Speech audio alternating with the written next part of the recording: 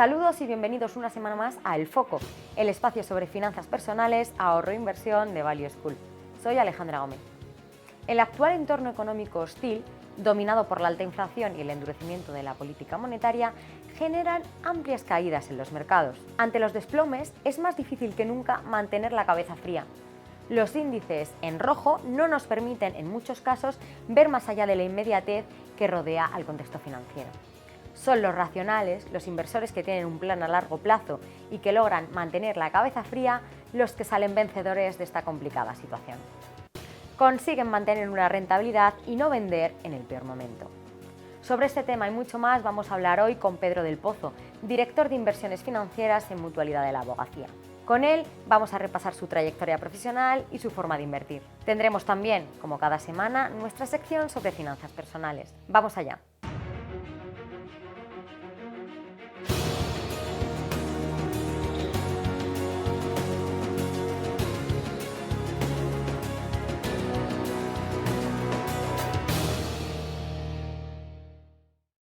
Como cada semana, recibimos en El Foco a un reconocido especialista de la inversión.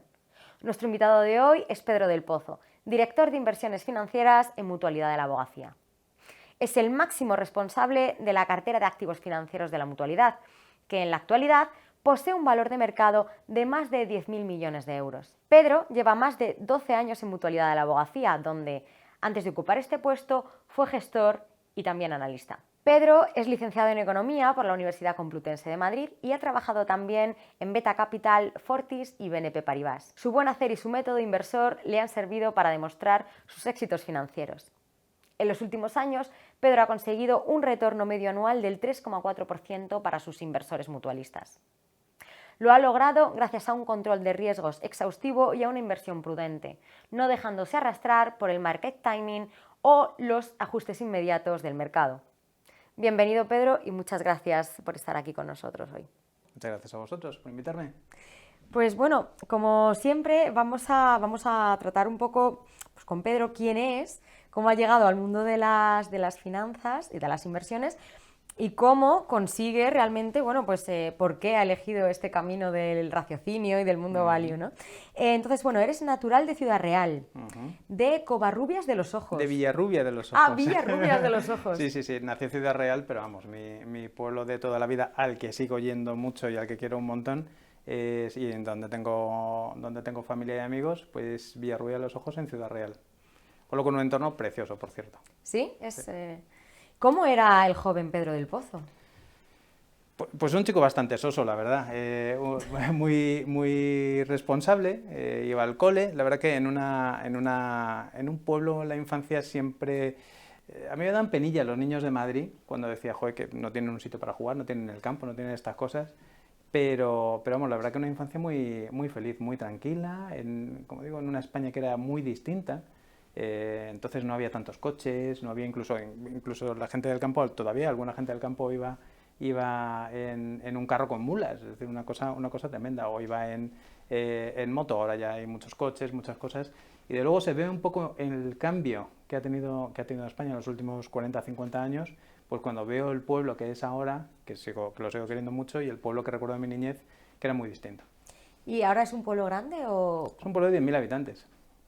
Pueblo que si estuviera en el norte de España sería capital de provincia. Pero es verdad que es un pueblo que no está muy de paso para muchas cosas. Está cerca de las Tablas de Daimiel, en los montes de Toledo, cerca de la llanura manchega, y es poco conocido, pero vamos, es un pueblo extraordinario y al que invito a todo el mundo para visitar. Y me decías que eras un joven un poco soso, ¿por qué, Pedro? Hombre, no, sí, porque era un chico estudioso y vamos, no era ningún trasto, era un niño normal de infantería, vamos. ¿Cuáles son tus hobbies, Pedro? ¿Cuáles han sido siempre de niño que tú digas, madre mía, estos han sido siempre mis hobbies, me ha encantado? Pues de pequeño lo típico, jugar al fútbol, todas estas cosas y tal. Ya de mayor lo del fútbol no me ha llamado por ahí, aunque soy muy aficionado, pero sobre todo el deporte, correr fundamentalmente. Y desde siempre me gusta mucho la historia, sobre todo la historia militar. Siempre ha sido pues unas cosas, siempre he leído mucho sobre estos temas y es un tema que siempre me ha apasionado. y que yo creo que incluso en la profesión de gestor de inversiones o de director de inversiones, pues tener esa conciencia histórica, pues yo creo que es algo que ayuda también. ¿A qué te refieres? Porque yo creo que las personas que nos estén viendo van a querer saber qué es esto de la historia, o sea, que nos cuentes un poco más sobre la historia militar y por qué te apasiona tanto. Ay, pues vamos a ver, el por qué, pues no sabría decirte. Yo creo que de pequeño a lo mejor es porque nos dieron unos cromos que en el colegio se te llamaban El mundo en guerra y vi ahí pues lo que había y empezó a gustarme. Pero vamos, la verdad que desde siempre pues es una cosa que me gustaba, una asignatura que me gustaba. De hecho, cuando terminé la carrera de económicas serví en el ejército y la verdad que muy, muy contento, muy orgulloso. Y incluso con un servicio en Bosnia, Herzegovina. Y pues hombre, un pozo de eso pues ha quedado de todo. Que por cierto, mando un recuerdo a todos los integrantes de la Brigada Española número 9 que estuvo desplegada en Bosnia en el año 98-99. Invierno del 98 al 99. Justo por ahí va mi siguiente pregunta, porque eres licenciado en Economía por la Universidad Complutense de Madrid. Entiendo que es ese momento en el que vas a Madrid a estudiar, el momento que sales de tu pueblo natal. ¿Qué te hizo elegir la especialidad de Economía? O sea, porque me hablas, yo era un niño que me gustaba jugar, que me gustaba la historia, me ha gustado la historia militar, pero entonces, ¿Economía por qué? Pues mira, debo decirte que entré en la carrera de económicas de rebote. Yo la verdad que en ese momento tampoco tenía muy claro qué estudiar. De hecho, me matriculé en informática, que era la carrera del futuro. Bueno, la verdad que me di cuenta al mes y medio que me había equivocado. ¿También en la Complutense? En la Politécnica. La Politécnica. Vamos, yo te digo, en Navidad ya era plenamente consciente, así que nada, un poquito de drama familiar ahí, dejar la carrera, estas cosas y tal. Y no tenía del todo claro hacia dónde ir porque me gustaban, me di cuenta, ese año me sirvió para saber no tanto las cosas que me gustan, sino las que no me gustan, ¿no? Y pensaba, oye, ¿qué se me da bien? Se me da bien la historia, se me da bien escribir, este tipo de cosas y tal. Y pensé incluso en hacer periodismo, pero dije, bueno, pues vamos a probar con económicas, ¿no? Entonces empecé económicas y la verdad que la carrera me gustó. O sea, en la carrera siempre hay asignaturas que te gustan más, que te gustan menos, pero todo lo que se refiere a economía, macroeconomía, economía del desarrollo, todo este tipo de cosas, pues me gustaron y pues aquí estoy. Pero, claro, esto linka un poco con esa historia militar, ¿no? O sea, al final, ¿te gusta mucho? O sea, la deriva que intento entender es, ¿te gusta mucho la macroeconomía? Y luego decides hacer, o sea, meterte de lleno en la historia militar y luego decides irte al ejército. Sí, sí, sí. Lo del ejército es una especie de vocación de servicio. Siempre había querido servir en el ejército y bueno, yo creo que desde el principio lo vi como una experiencia, ¿no? Hombre, una vez que termino ya en el ejército y ya al volver de Bosnia y tal, pues sí que el tema de los mercados financieros, todo el mundo de la gran economía fundamentalmente me llamaba. Tuve la suerte de empezar en una empresa que se llamaba Beta Capital, que también, vamos, extraordinaria y de muy buenos recuerdos. Beta pasó a ser Fortis, Fortis pasó a comprarnos, Fortis fue uno de los bancos que quebraron en la crisis de Lehman. Yo no tuve la culpa, pero el banco quebró. Importante. Importante. Y nos compró BNP Paribas. Entonces, digamos que pues, a partir de ahí pues una trayectoria pues prácticamente en el mismo sitio donde además he dejado y tengo pues excelentes amigos en prácticamente todos los periodos de la empresa y con quien sigo muy en contacto. Hace un ratito, has dicho algo así como que esa experiencia en el ejército te ha permitido, pues, te ha ayudado un poco, ¿no? A la hora de ver los mercados, de definir un poco incluso la estrategia de inversión. Me gustaría saber cómo, o sea, cómo podemos encadenar dos conceptos tan diferentes en algo tan... Hombre, yo creo que al mundo de la gestión se llegan desde distintos perfiles, ¿no? Se puede llegar de un perfil más macro, se puede llegar de un perfil más de riesgos incluso, ¿no? Que ahora mucho más en boga. Cada uno da, digamos, el tinte que quiere a su gestión, ¿no? o la impronta personal. A ver, la mía es intentar, en alguna medida, intentar ver todo en su contexto, incluyendo pues, los factores de tipo geopolítico que siempre son muy importantes. Entonces, digamos que esa visión es interesante, es una visión más que creo que se debe tener. Otra gente, digamos, que tiene otro tipo de acercamientos al mundo de la macroeconomía, pero en mi caso, pues oye, pues es válida y intento aplicarla y en la medida de lo posible, pues sacarle todo el partido que se puede. ¿Cómo ves ahora la macroeconomía, Pedro? O sea, ¿cómo...? Porque nos movemos en un entorno que es verdad que es complicado, ¿no? O sea, ahora con el tema de Rusia, Ucrania, Estados Unidos, o sea... Cuéntame. Hombre, nunca fue fácil, es decir, nunca ha habido una etapa fácil. Es verdad que ahora mismo el mundo probablemente está en un paso importante, Hemos vivido durante muchos años, pues prácticamente desde la caída del muro de Berlín, hemos vivido un mundo en el que la globalización era, digamos, el fenómeno que tiraba de la macroeconomía, básicamente, ¿no? Es decir, un mundo muy líquido, no digamos a raíz de la crisis de Lehman Brothers, que los bancos centrales tenemos que hacer todavía más líquido, literalmente, con una política monetaria expansiva al mundo, pero digamos que hemos vivido un mundo razonablemente fácil en cuanto a lo que eran relaciones internacionales, ¿no? Siempre ha habido problemas de tipo geopolítico, hemos tenido pues, las Torres Gemelas, en fin, otro tipo de cosas, pero digamos que el mundo de bloques, tal y como habíamos conocido, como había conocido yo, por ejemplo, en mi niñez, pues eso prácticamente había desaparecido, ¿no? De alguna manera. Como de esos bloques de la Guerra Fría, ¿no? Los bloques de la Guerra Fría, sí, justo. Yo creo que esto empieza a cambiar hace unos años, incluso antes de la guerra de Ucrania, empieza a haber algo más de restricciones a nivel de globalización, por decirlo de alguna forma, empieza a haber algo más de conflicto con la potencia emergente, que es China, y digamos que ya se va formando un mundo con algo más de bloques. La guerra de Ucrania yo creo que ha sido pues, el detonador, digamos, de un nuevo o de un posible nuevo orden mundial, que no estamos hablando de los bloques de la Guerra Fría, pero sí, desde luego, de un mundo un poco más viscoso, un mundo menos líquido del que hemos vivido, un mundo con estos bloques, otra vez emergentes, con algo de más de restricciones al comercio, y todo esto afecta a la economía a nivel mundial, y por ejemplo, pues con un mundo probablemente pues un poquito más inflacionista. No estamos hablando de que las inflaciones actuales vayan a durar eternamente, ni mucho menos, pero probablemente sí que vamos a un mundo un poquito más distinto de lo que hemos vivido estos años de atrás. Entonces, ¿qué lecciones dirías tú que podemos sacar un poco a nivel económico de la situación de mercado que estamos viviendo ahora, ¿no? Porque muchos inversores están diciendo, bueno, es que ahora yo ya no sé qué hacer, ¿no? Bueno, yo creo que una cosa importante en los mercados financieros es que en general nada viene para quedarse. Es decir, es verdad que hay movimientos que son muy de largo plazo. Oye, pues los tipos de interés bajos pues han durado una década, más de una década, ¿no? Es decir, que al final pues sí que ha dado la impresión de que eso llega para quedarse, ¿no? Ha hecho falta algo tan brutal como el coronavirus para salir de ese marasmo de tipos de interés tan bajos, ¿no? Pero vaya, yo creo que sí que de cara al futuro pues estos cambios tienen que estar, digamos, un poquito más, el inversor tiene que estar muy pendiente de cómo va a ser la evolución en los próximos años, porque vivimos un mundo tremendamente cambiante, es decir, un mundo en el cual, digamos, pues desde el punto de vista de bloques, pues ya no la primera potencia, que sigue siendo Estados Unidos y lo va a seguir siendo durante bastante tiempo, pero es verdad que ya no es una potencia tan incontestada como era hace algún tiempo, en el cual la Unión Europea va a seguir jugando, y esperemos que lo siga siendo así, un papel muy importante, pero en el cual pues tenemos ya que el polo claramente de poder mundial pues se ha desplazado del Atlántico al Pacífico. Eso es una realidad, ¿no?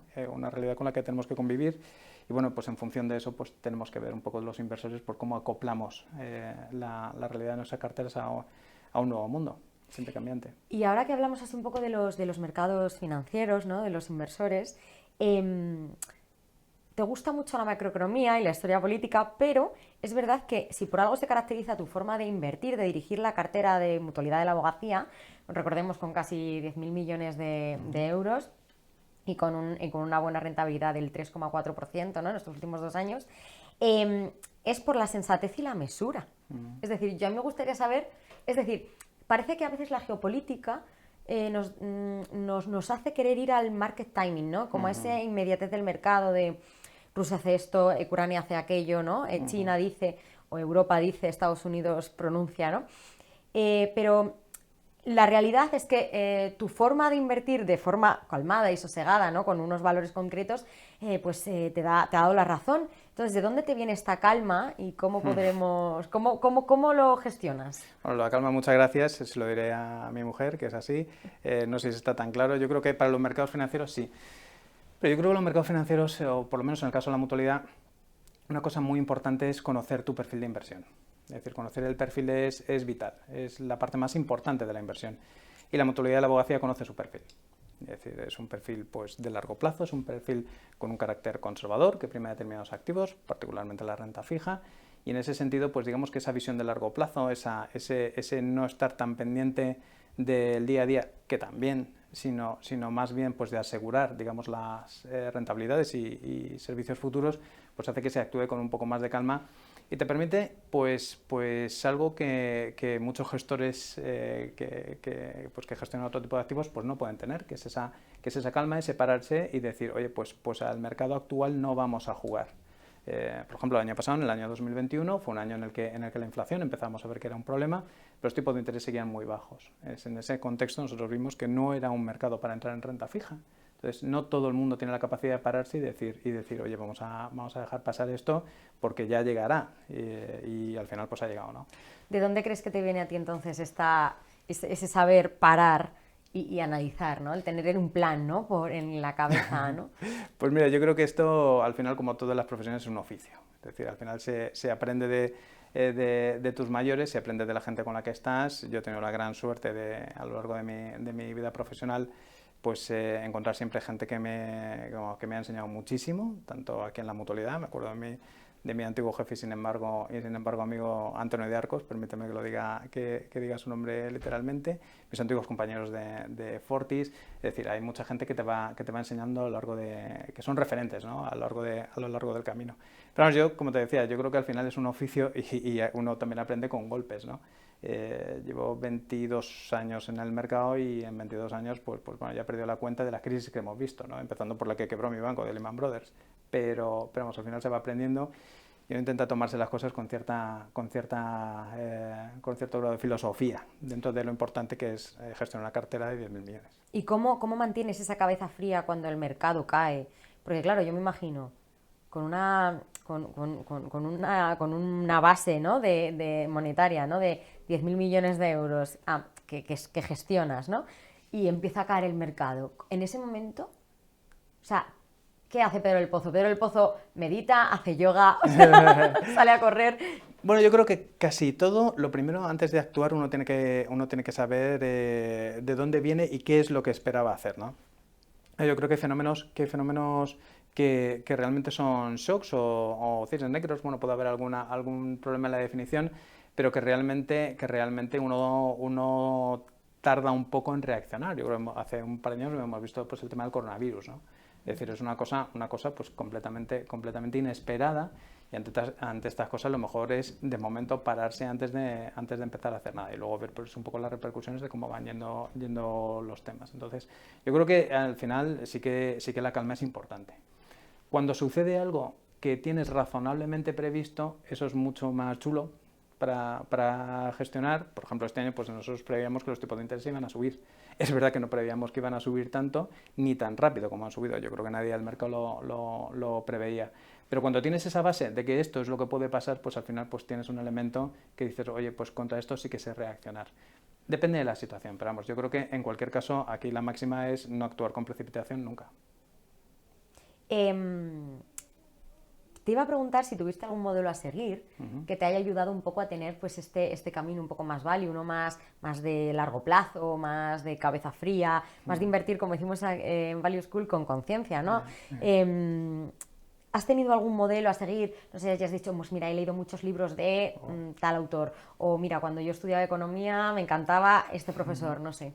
Pues mira, muchos. Cuando estudiaba economía pues he tenido profesores muy buenos, algunos sigo teniendo algo de contacto con él, como por ejemplo José Antonio Erce, un profesor fantástico de macroeconomía, segundo de carrera. En el ámbito del trabajo muchísimos compañeros, mi antigua jefa Cristina Álvarez, por si lo oye también, pues digamos que gente que te aporta mucho, no solo conocimiento, sino que dices, oye, a mí me gustaría actuar como está actuando él, ¿no? Entonces, al final, pues de todo el mundo se aprende, y sobre todo de la gente que al final terminan siendo pues amigos, ¿no?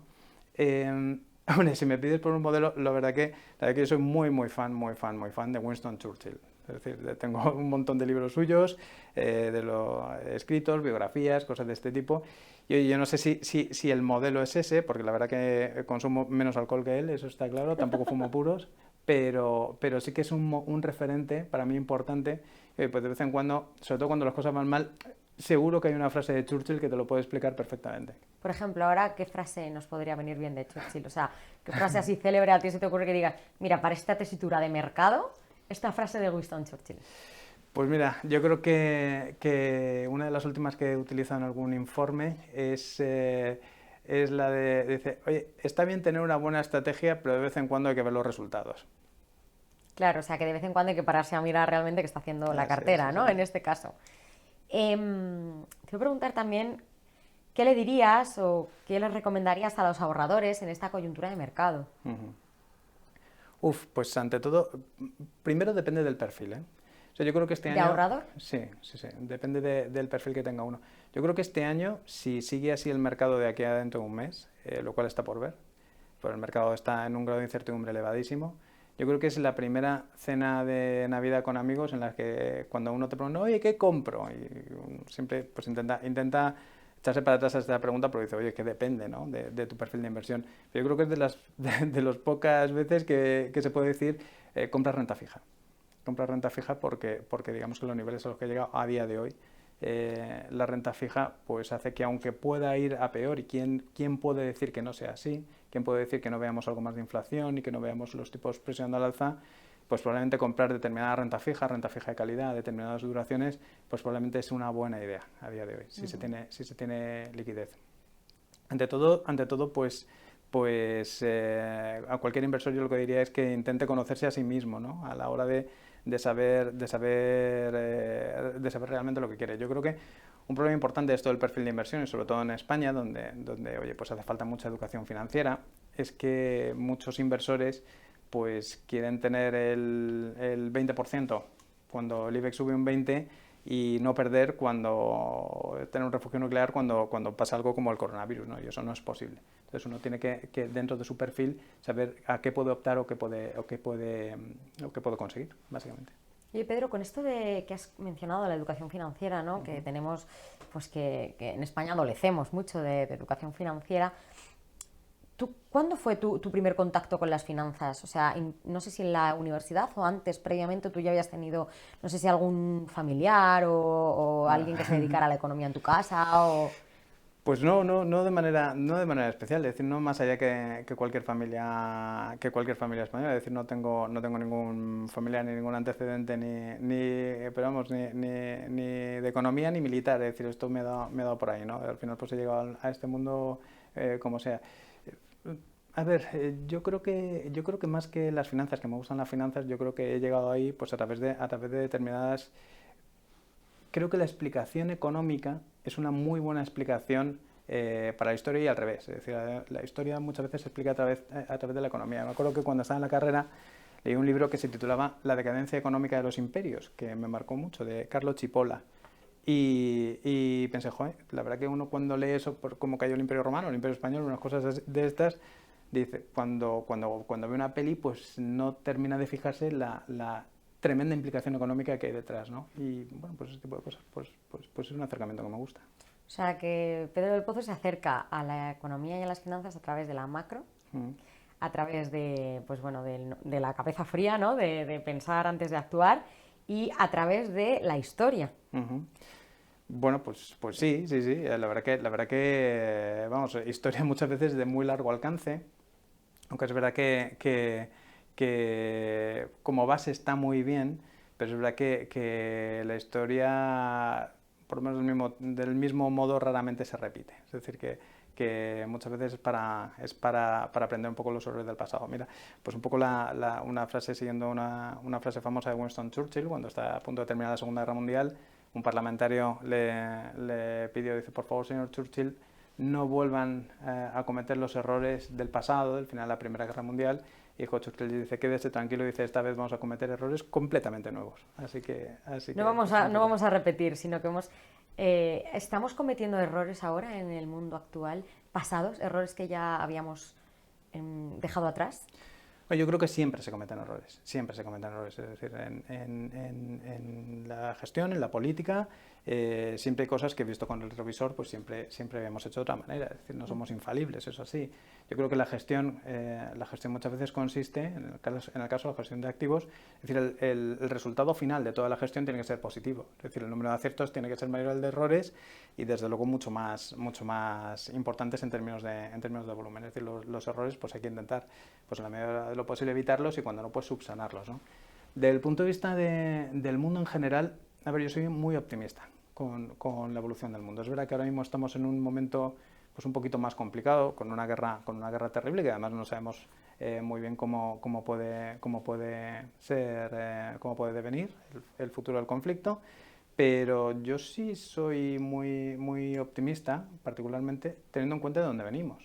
Es decir, es que cualquier problema que veamos ahora desde el punto de vista económico, desde el punto de vista militar, en el pasado era un problema tremendo. Es decir, venimos de un mundo, si lo he pasado, pues que ha tenido dos guerras mundiales tremendas, conflictos de todo tipo, tal y cual, y por supuesto el conflicto pues sigue ahí, pero creo que sí que el mundo ha avanzado en una serie de valores, por el camino probablemente haya perdido otros, pero ha avanzado en una serie de valores que hacen que sea un mundo probablemente mejor que el que heredamos de nuestros padres, y a su vez nuestros padres dejaron un mundo mejor que nuestros abuelos, ¿no? En ese sentido yo sí que soy positivo.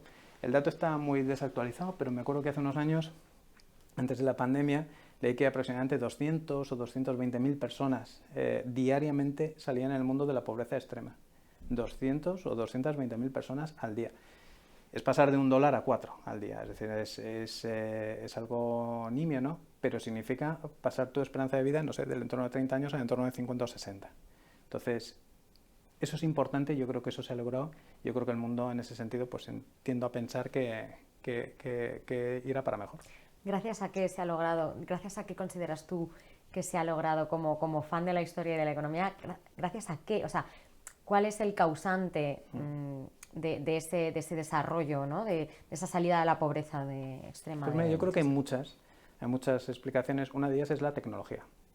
La tecnología es la gran variable que no tuvo en cuenta Malthus en su momento, cuando enunció que los recursos crecen en progresión aritmética y la población en progresión geométrica. Se olvidó meter ahí la tecnología, ¿no? La tecnología ha hecho que podamos alimentar a más gente y que más gente en más lugares del mundo puedan vivir mejor que en ningún otro momento de la historia. Insisto, esto no es que el mundo esté bien y esto tiene dientes de sierra, y evidentemente pues hay momentos de crisis que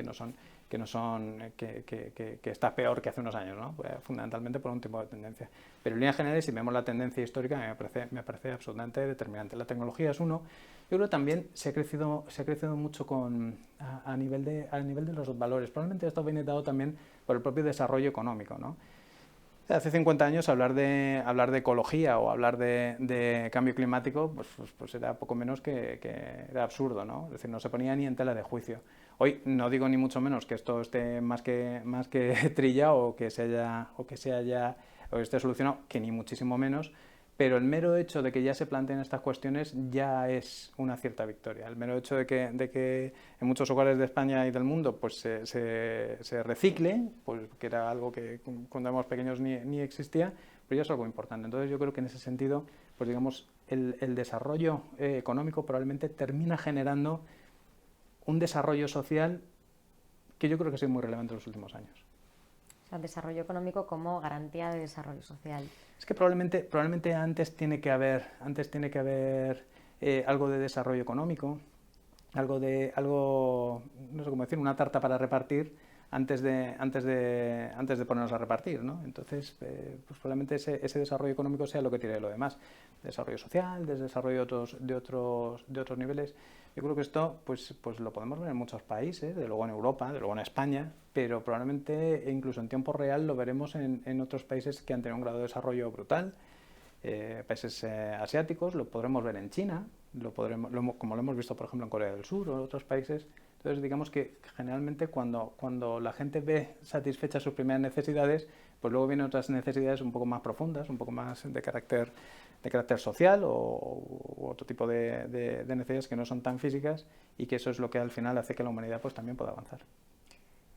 Muy bien, pues muchísimas gracias, Pedro.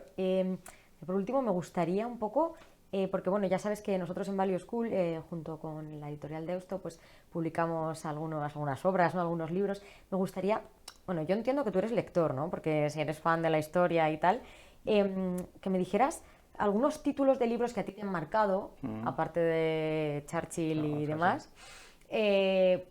Algunos libros que a ti te hayan marcado tanto a nivel académico como a nivel posteriormente profesional, ¿no? Y cómo te ayudan quizás día a día, con estos 12 años que llevas ya en Mutualidad de la Abogacía, un poco a, pues a salir un poco de la rutina, ¿no? de la rutina? A ver, soy un lector fundamentalmente de ensayo y de temas de historia. La verdad que a nivel de novela no leo mucho. Sí que hay determinados autores que sí me gusta seguir. Por ejemplo, soy muy fan de Arturo Pérez Reverte y vamos, me he leído todos los libros, menos el último, que ya me lo he comprado, por cierto. Están bien, o sea, un poco para hacer más llevadero, incluso dentro de los dramas que presenta, pues el día a día, ¿no?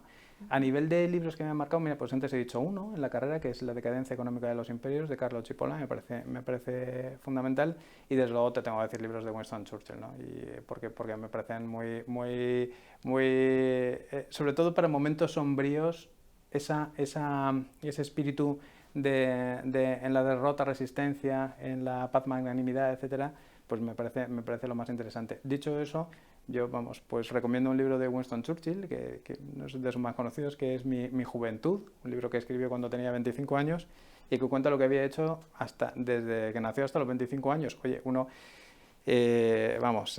cualquier envidia insana la tiene de una persona que ya con 25 años pues había hecho lo que había hecho Winston Churchill, ¿no? Pero bueno, en fin, es un libro bastante divertido y se sale un poco de lo que es el gran Winston Churchill que vino detrás. Muy bien, pues muchísimas gracias por acompañarnos, Pedro, en este programa del Foco. Esperamos que tenerte por aquí más veces y vamos, encantadísimos de haberte recibido. Pues encantado de estar aquí, espero que pues no haya aburrido mucho a la gente y nada, sobre todo porque seguramente mis hijos pues estarán muy contentos de ver a su padre por la tele. Por supuesto. Pues muchísimas gracias, Pedro. Nosotros seguimos en el Foco. Ahora vamos con nuestra píldora de educación financiera. Hoy quiero compartir con vosotros por qué una buena educación financiera va más allá de nuestro dinero. Nuestra salud mental y nuestra calidad de vida están profundamente ligadas a nuestros conocimientos del mundo económico y de las finanzas. Las emociones influyen en las decisiones que tomamos sobre el dinero, si ahorramos o no, los riesgos que estamos dispuestos a correr y los gastos que tenemos. Por ello, los beneficios de tener una buena educación financiera exceden lo económico y se notan también en nuestro interior. En España, nuestro nivel de educación financiera es claramente mejorable. Según la última encuesta de competencias financieras elaboradas por el Banco de España y la CNMV, el 75% de los encuestados reconoce que mejorar sus conocimientos financieros le ayuda a optimizar su relación con el dinero. Y los datos muestran que el problema comienza en la infancia y en la adolescencia. El último informe PISA de la OCDE, realizado a estudiantes de 15 años y con datos del 2018, destaca que 1 de cada 4 adolescentes españoles carece de nociones sobre finanzas. Ahí está la clave de por qué nuestro país adolece de una educación financiera de calidad. La falta de este tipo de conocimientos desde etapas tempranas de la educación genera que, en muchos casos, nuestras finanzas no estén en forma. El alto endeudamiento, la falta de ahorro y la poca previsión a largo plazo se imponen. Pero, ¿sabes cómo una mala educación financiera afecta a nuestra salud mental?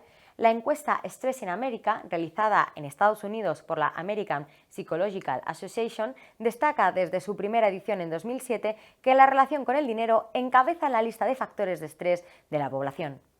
De hecho, su último informe de 2022 subraya que los estadounidenses están muy preocupados por la alta inflación y que es una fuente de estrés para el 83% de ellos. En España, los expertos del Colegio Oficial de Psicología de Madrid indican que los sesgos cognitivos que nos hacen gastar innecesariamente, como el exceso de optimismo y la confianza respecto a nuestra situación financiera real, pueden mitigarse con una buena educación financiera. Estos conocimientos nos permitirán tomar conciencia de nuestras limitaciones, comprender cómo las emociones afectan a nuestras decisiones financieras y sopesar mejor las alternativas de las que disponemos. En definitiva, los conocimientos en materia financiera nos hacen conocer bien el sector financiero y, a su vez, reducir los niveles de estrés y ansiedad relacionados con él. Los expertos en psicología y finanzas aconsejan aprender a relajarse, escuchar a los expertos y, por supuesto, formarse. El objetivo de la educación financiera, tal y como señalamos desde Value School, es ahorrar, evitar el endeudamiento y planear nuestras finanzas con previsión en el largo plazo. Todo ello lo notaremos tanto en nuestro bolsillo como en nuestro cuerpo y mente. Muchas gracias por acompañarnos en nuestros consejos de educación financiera.